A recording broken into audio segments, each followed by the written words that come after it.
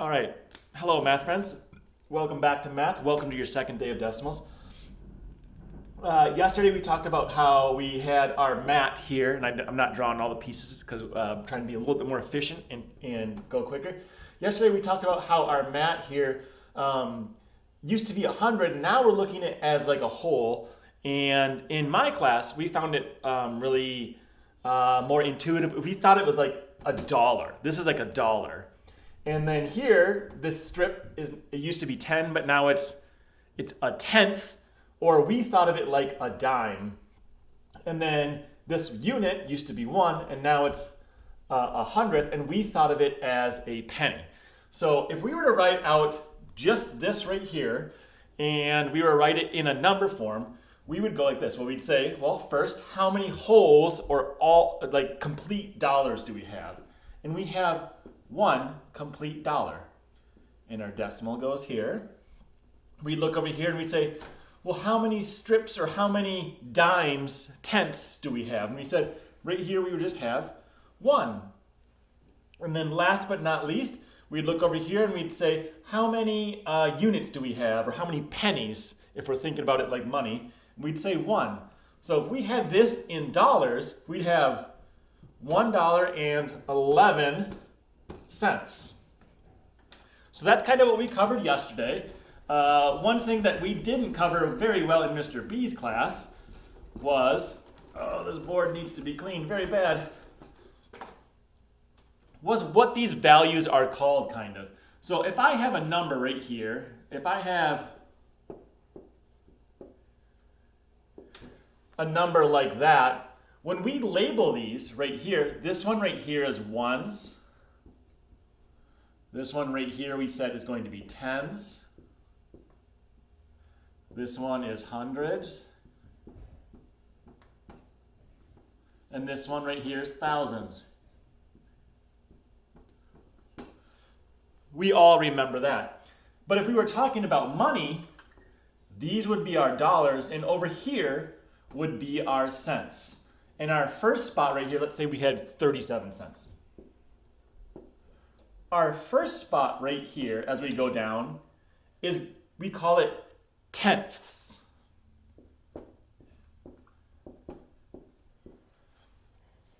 So we have our ones right here, and on either side, we have tens and tenths. What do we think this one right here is going to be called? Tens, tenths, hundred, hundredths.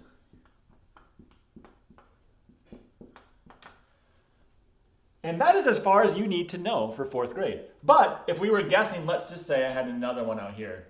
If we have 1 is in our 1 spot. On this side we have tens, tenths, hundredths, hundredths, hundreds, hundredths, thousands, thousandths.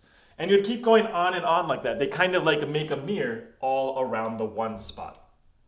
But for 4th grade, you only have to know tens, tenths, hundredths. It's hard to say. You get that sound at the end. So tenths and hundredths. Tenths is where the dimes go. Hundredths is where the pennies go.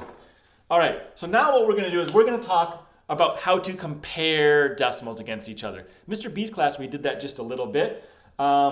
But we're going to talk about how to compare decimals with each other. First, let's look at what this would be right here. If I had this.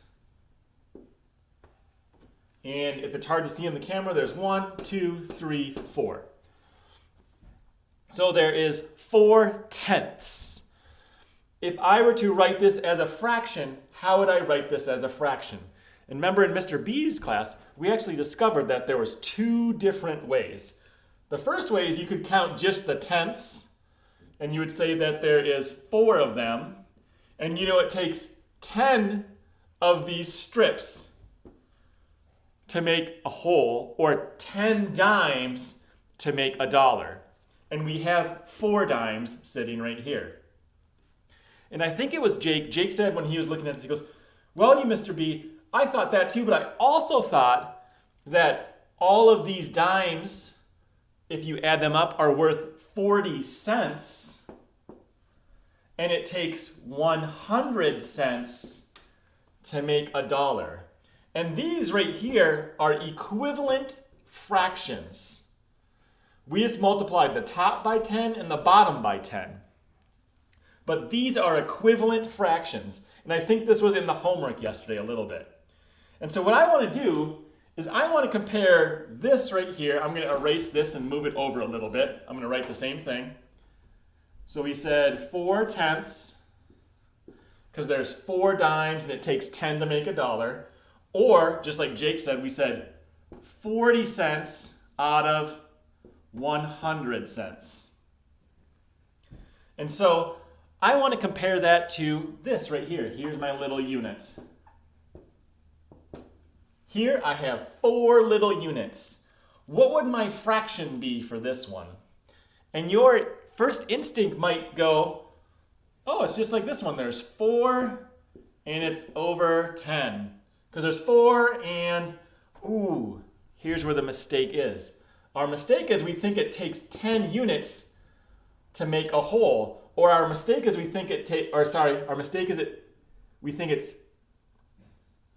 let me try that again. Our mistake is we think that this is tenths right here, but these are hundredths. It takes, for pennies, it takes 100 pennies to make a dollar. So it's out of 100. And it's 4 out of 100. And so I want to compare these two numbers right here. Or if we're writing it in fractions, remember we can write it in fractions. We're saying that this one, if we write this, I'm just looking at this one right here. We have 1, 2, 3, let me start over. We have 0 whole dollars. So there's 0 here. Now I put my decimal. Now I'm going to count my tenths. I see 1, 2, 3, and 4. So we have 4 tenths. Or our decimal is 0.4. We can even include a 0 in here. We can say how many, without looking at these, how many pennies or units are in this one, and we actually have 0.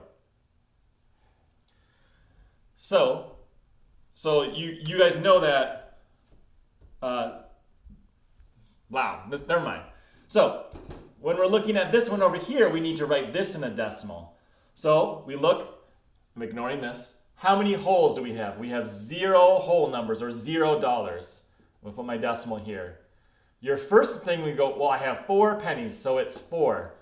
But as we saw yesterday when we were doing some of the problems, that right there is saying you have 4 dimes or 4 tenths. But we don't have that, so we have to put in we have 0 dimes or 0 tenths. And now we have our 4 100ths or 4 pennies. So when we look at these fractions here, 0.40 or 0.04, which one is bigger? Well, if we think about it as money, 4 dimes is obviously greater than 4 pennies. And we have our nice visual up here to do that. Sometimes you might not have that, but it's great to draw it. So that is what we're going to be doing today, is we're going to be comparing decimals against each other. And I don't know why my board won't erase anymore. Sometimes if you get it wet, it helps out. Oh, not that time. So we're going to be doing problems where we compare decimals against each other. So you might have a decimal that looks like this. These are the easier ones. You might have, less challenging, 57 100ths. So if you're thinking about that, it could be 5 dimes and 7 pennies, or it could be 57 pennies. Compared it to 64 100ths. So which one is bigger? Well, our denominators are the same, so it's kind of easy to compare here. Oops, I meant to do that in decimals. Sorry, start over. 0.57 compared to 0.67. So if we're comparing these here, you can say, well, let's start with our tenths. How many dimes does each one have? This one has 5. This one has 6. Already, you can probably guess which one's going to be bigger because this one has 6 dimes, which is more than the 10 or the 5 dimes over here. So you would say this one is bigger. Where it can get tricky is if you have a number that looks like this sometimes. So you have 0.5 and 0.47. This is where it can get a little tricky sometimes. Well, sometimes your instinct might say, well, 47 is clearly bigger than 5. But remember, you need to look at the place values. So always start with our first place value here, which is the tenths. Or think of it as money. This is our dime spot. This one only has 4 dimes. This one has 5 dimes. Which one's going to be bigger, 4 dimes or 5 dimes? Yeah, 5 dimes is going to be bigger. Even if you add on 7 cents, that's still less than 5 dimes. So this one's bigger, even though it's only got a 5, it's because of its place value. We will do some practice ones today. I'm sorry I had a lot of mess ups in my video, but Mr. B makes mistakes. So any questions, ask us in whole group, and I will see you then. Bye.